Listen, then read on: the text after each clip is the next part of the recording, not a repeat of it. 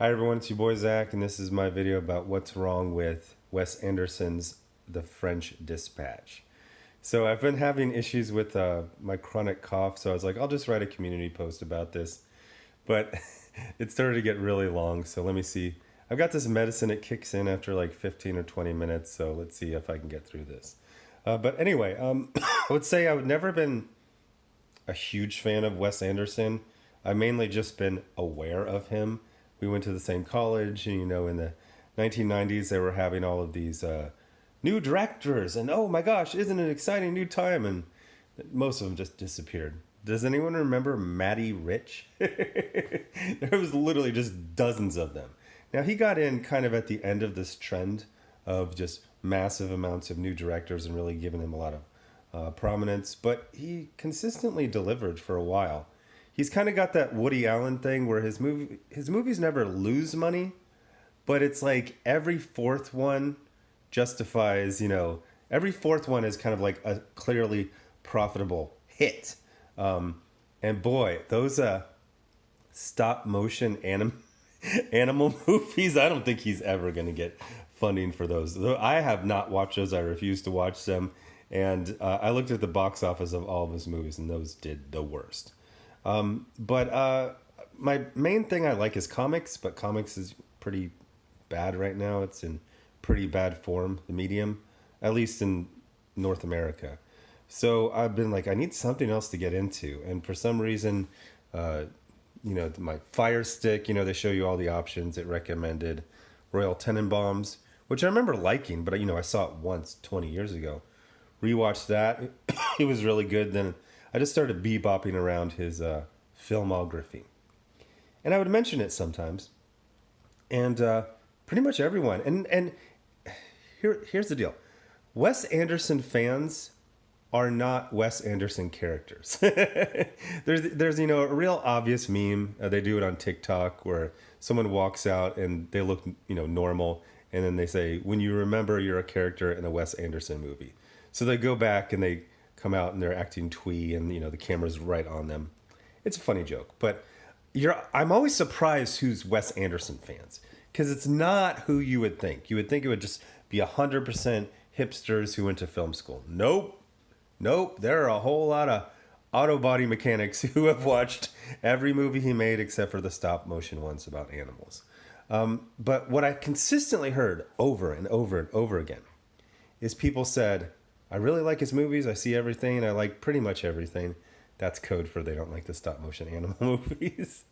He goes, and they all say, French Dispatch, it just wasn't there for me. And I just finished it, and is there is there a German word for being confused but also knowing exactly why someone said something?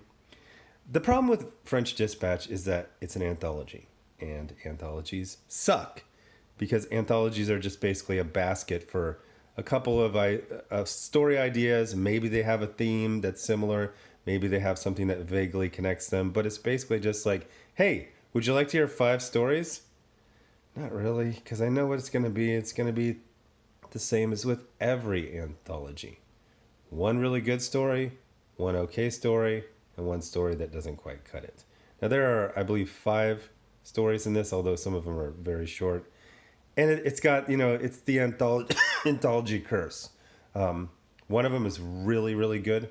The one with Benicio del Toro and the French actress whose name I can't remember, but she's right here. Or I think she was in the thumbnail for. She plays the prison guard. That one is excellent. And then you have another one with the kid from Dune, and that one's about revolutionaries.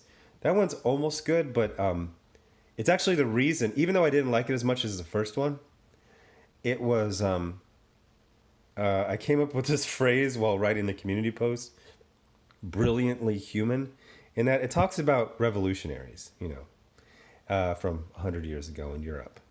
And the common thing is to idealize them and romanticize them. And it does, and it doesn't, and then it does. It shows some revolutionaries, or more like dissident types, intellectuals. And it's right on the line where it's like, I can't tell if you're worshiping these people or mocking them. And both. He's basically talking about how revolutionaries, dissidents, intellectuals, in their real life, it's a lot of hot air. But it's more about what they inspire. And that was really good. Then we get a story with Jeffrey Wright, and that one just... And when it doesn't work, you're just sitting there going like, oh, this... it's like 35 minutes left in this movie. And it's okay. So overall, I liked it, but I did not watch it at once. I think it took me like a week of watching it like every other night for one of the stories. There's also, I really should have people.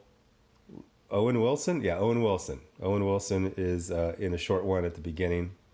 And there's an overarching kind of theme about, French Dispatch is a magazine that's an insert for a newspaper from Kansas City in the mid 20th century. It feels like Wes Anderson had some stuff that he really wanted to talk about. Like he's really into this like New Yorker style of writing from mid 20th century. That's fine. It had all of the things I like from any Wes Anderson movie. It has his, his troupe, that group of actors and actresses he works with. Man, that French actress, like her name just like went to the front of my mind and then just jumped right back. She was in Mission Impossible Ghost Recall? The fourth one. Anyway, so one thing I want to call out, because I don't think I've done any videos about Wes Anderson. I think I've just mentioned him. Is, he's this skinny hipster with like stringy hair. And oh, haha, his movies are so twee. I always hate that as a commentary because that's not a comment, that's an objective fact. So it's just up to, Timothée Chalamet. I just looked it up. He's the Dune guy. Owen Wilson is Owen Wilson. Adrian Brody is really good in the story with Benicio del Toro. That's the best one. It's like the first main one. Léa Seydoux is the actress whose name I couldn't think about, the French one. I was going to do a What's Wrong with Wes Anderson films, but there's no way in hell I'm watching the stop motion animal films. Let's see. What have I watched so far of his? I watched Royal Tenenbaums. I watched The Life Aquatic. Those are both rewatches. I thought I was rewatching Moonrise Kingdom, but it was actually the first time I ever watched it. I don't know why I thought I saw it. I think I maybe like rented it. Remember back in the day where you had like 3 days to watch something on Netflix DVD and then you had to send it back. Press the wrong button. This is getting frustrating. Maybe I should prepare for these videos and not just randomly do them whenever I feel like it. No, not really. That's the whole... Okay, so, I don't want to see every commercial you... I started watching the Darjeeling Limited, and I actually forgot I was watching it. I think I made it like 30 minutes in. The Grand Budapest Hotel was excellent. That was the best one. I absolutely loved that one. And like I said, the first Dispatch, the first short in this anthology... Oh, God. I hate anthologies so much. That one was truly excellent, or the first main one with Benicio del Toro. The second one with Timothée Chalamet, that one was really quite good. The others didn't quite get there. So I think I understand why people say it didn't quite land. Please, Wes Anderson, please never do an anthology again. The thing is, I felt like this could have been a movie. They had this overarching theme of Bill Murray, and he's the, kind of very unique, brusque editor of this magazine, and he's dying, and it's his funeral. It felt like this didn't have to be an anthology. It could have been, I don't know. He's dying, and he's flashing back on his life, and he finds himself walking through the stories that he edited, but he wished he would have been a writer, so he's like rewriting them, but it's causing a lot of chaos while he's, rewriting the stories while walking through them as a character. Something. Just don't do anthologies. Everyone hates them. Have you ever met someone said, first date, whatever, on a conversation, So what are you into? What do you like? What are your hobbies? I like anthologies. I like something to be like Neapolitan ice cream. You got the one flavor you really like, got the one flavor that's okay, you got the other flavor you would never, ever, ever choose on its own, but you kind of tolerate it. Yeah, I hate Neapolitan ice cream. I just scrape off the chocolate first. If I'm still hungry, the vanilla, but then like the vanilla starts to bleed into the strawberry, which is disgusting and I hate it. Yeah. Did he secretly did he see do you think he was like, I always wanted to make a movie about Neapolitan ice cream? What, like the invention of it, who created the recipe? No, just like the experience of eating it. I wanted to recreate the experience of eating Neapolitan ice cream. Oh my gosh. Just, yeah. So, anyway, thanks for watching. Bye.